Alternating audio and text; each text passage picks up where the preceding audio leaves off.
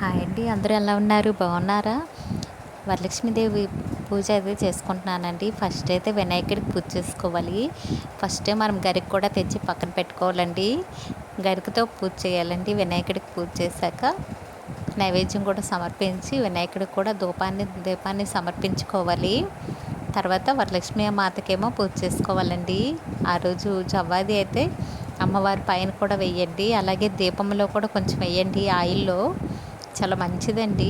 ఆ రోజు ఎంత సువాసనగా ఉంటే అమ్మవారికి అంత ఇష్టమండి. ఆ రోజు మాత్రం పూజలో అలాగ చెయ్యండి.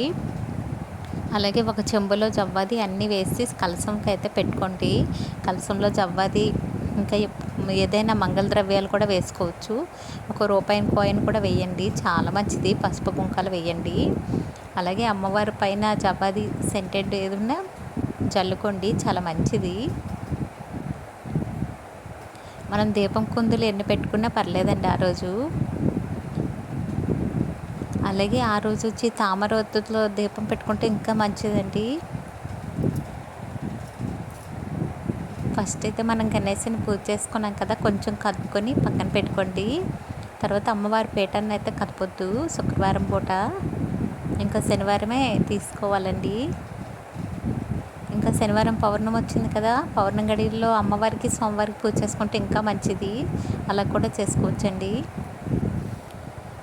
ఇంకా అమ్మవారి నైవేద్యాలు వచ్చి సింపుల్గా బూరెలు, గారెలు, ఇంకా పులిహారి అవి చేసుకోండి. ఇంకా కంపల్సరీ పెట్టవలసినవి ఏంటంటే పూర్ణ బూరెలు పెడతామండి. సలివిడి, వడపప్పు, పానకం అమ్మవారికి పెట్టండి మర్చిపోకుండా. ఇంకా దద్దోజనం ఇలా సింపుల్ ప్రాసెస్తో ప్రసాదాలు అయితే ఇలా చేసుకోండి. చాలా మంచిది. అమ్మవారికి 9 నైవేద్యాలు అయితే చేసుకుంటాం కదా అలాగా. ఇంకా వరలక్ష్మీదేవి పూజ చేస్తాం కదా, శుక్రవారం పూట ఎప్పుడైనా అస్సలు గొడవలు పడకూడదండి. పిల్లలు కూడా తిట్టకూడదు, కొట్టకూడదు. ఇంకా అమ్మవారి దగ్గర వచ్చి 1 రూపీ కాయిన్లైనా, చిట్టి గాజులైనా, గవ్వలైనా మన ఇంట్లో ఏముంటావండి. 108 మంత్రాలు చదువుతాం కదా, అష్టోత్తరాలు చదువుకుంటూ వాటితో పూజ చేసుకోండి. అలాగే పసుపు కుంకాలతో కూడా చేసుకోండి. చాలా మంచిదండి పసుపు కుంకాలతో చేసుకుంటే. అమ్మవారి కుంకుమ పూజ అనేది చేస్తాం కదా, సో అలా చేసుకోండి. కుంకుమ పూజ కంపల్సరీ చేయండి. ఇవి కూడా వేసుకోండి. చాలా మంచిది. ఇంకా నేను వచ్చి ఇంకా అన్నీ అమ్మవారి దగ్గర పెట్టేసి ఇంకా పూజ అయితే చేసుకున్నానండి. ఇంకా మారేడు దళం ఉండే పర్వాలేదు. 108 అష్టోత్తరాలు చదివేటప్పుడు ఏదో ఒకటి వేస్తూ ఉండండి అమ్మవారి దగ్గర. అలాగే చిట్టి గవ్వలు, గోమతి చక్రాలు ఉంటాయి కదండి, వాటితో కొంచెం సౌండ్ వచ్చేటట్టు పెట్టండి. అమ్మవారికి ఆ సౌండ్ అంటే చాలా ఇష్టం అండి. ఇంకా ముత్యాలు ఉన్న పెట్టండి. చాలా మంచిది. అమ్మవారికి ముత్యాల దండ ఉంటే కంపల్సరీ వేయండి ఇంట్లో ఉంటే. కొంచెం పాలల్లో కడిగేసి అమ్మవారికి వేయండి. చాలా మంచిదండి అమ్మవారు, ఎందుకంటే పాల సముద్రంలో పుట్టారు కదండి, అందుకనేసి. ఇంకా ఆ రోజు పాలు కూడా నైవేద్యంగా సమర్పించుకోండి. చాలా మంచిది.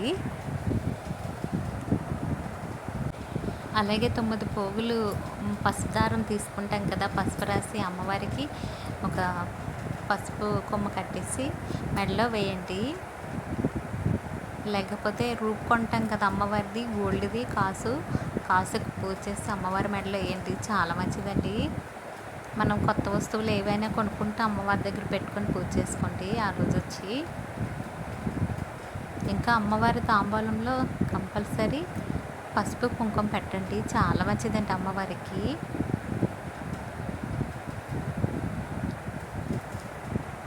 అలాగే అమ్మవారికి పూలమాల ఏదో ఒకటి వేయండి.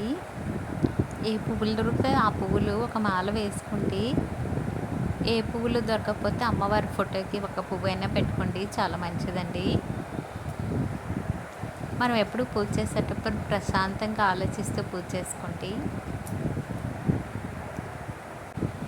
అలాగే అమ్మవారికి సిల్వర్ ఫ్లవర్స్ ఉంటాయి కదా, పువ్వులు వచ్చి అవి కూడా పూజ చేసుకోవచ్చండి. అవి కూడా ఏం చేయాలంటే ముందు రోజు శుభ్రం చేసుకోండి.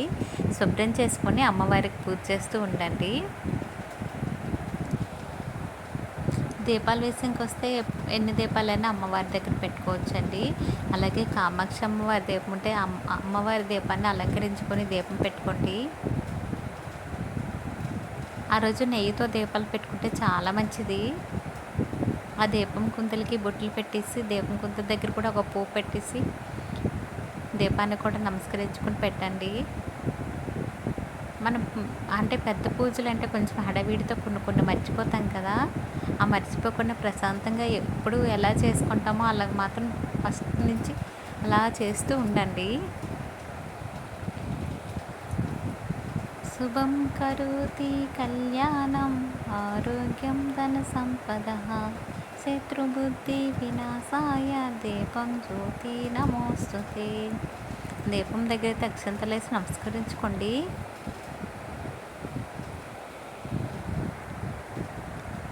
అలాగే పౌర్ణమి పూజ కూడా చాలా మంచిదండి. రాగి పౌర్ణమి వస్తుంది కదా, శనివారము అమ్మవారికి పూజ చేసుకుంటే చాలా మంచిదండి. చాలామంది పౌర్ణమికి ఉపవాసం కూడా ఉంటారు కదా, అలా కూడా చేసుకోవచ్చు. సాయంత్రం గడియల్లో చాలా చాలా మంచిదండి. అలాగే వరలక్ష్మి వ్రతం కూడా ఉదయాన్నే చేసుకోవచ్చు, సాయంత్రం కూడా చేసుకోవచ్చండి.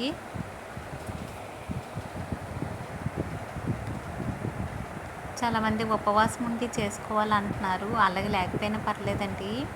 కొంతమంది శుక్రవారం పూట అస్సలు పడుకోవద్దండి. చాలామందికి అలవాటు కదా, చాలామందికి అలవాటు ఉంటుంది.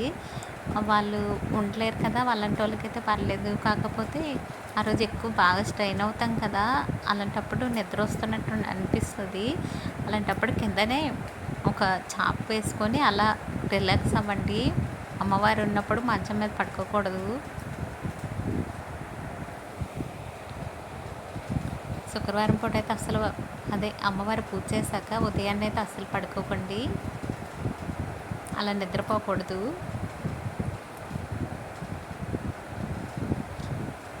ఇంకా పేరెంటాలు వస్తారు కదండి, పేరెంటాలకి దక్షిణ తాంబూలాలు ఇచ్చి చక్కగా ఏదో ఒక పాట అందరూ కలిసి పాడుకోండి, చాలా మంచిదండి.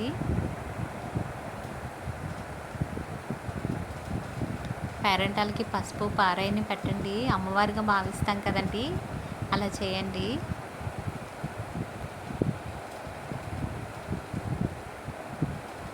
ఎంతమంది పేరెంటాలైనా పిలవచ్చు, మన ఇష్టమేనండి. ఒక్కరికైతే ఇవ్వకూడదండి, కనీసం 2-3కైనా ఇవ్వాలండి. ఇంకా తర్వాత మన ఇష్టమేనండి.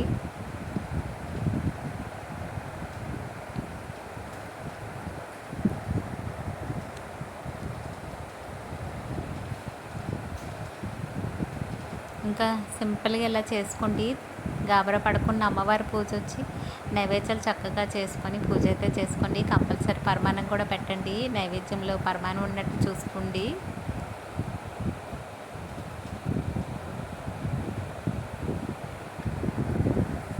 అమ్మవారికి హారతి ఇచ్చేటప్పుడు ఏదో ఒక పాట పాడుకోండి, చాలా మంచిదండి అమ్మవారికి. ఏ పాట రాకపోతే ఓం మంగళం భగవాన్ విష్ణు మంగళం మసోదనాయ మంగళం పండరేకాక్ష మంగళం ఏదో ఒకటండి, ఏదో ఒకటి చదువుతుంటూ అమ్మవారికి అయితే మంగళం పాడండి. అమ్మవారికి హారతి ఇచ్చేటప్పుడు పచ్చకర్పూరం ఉంటే చాలా మంచిదండి. అలాగే పూజా ద్రవ్యాల్లో కూడా పచ్చకర్పూరం వేయండి, చాలా మంచిది. ఈ వీడియో కానీ నచ్చితే ఒక లైక్ చేయండి.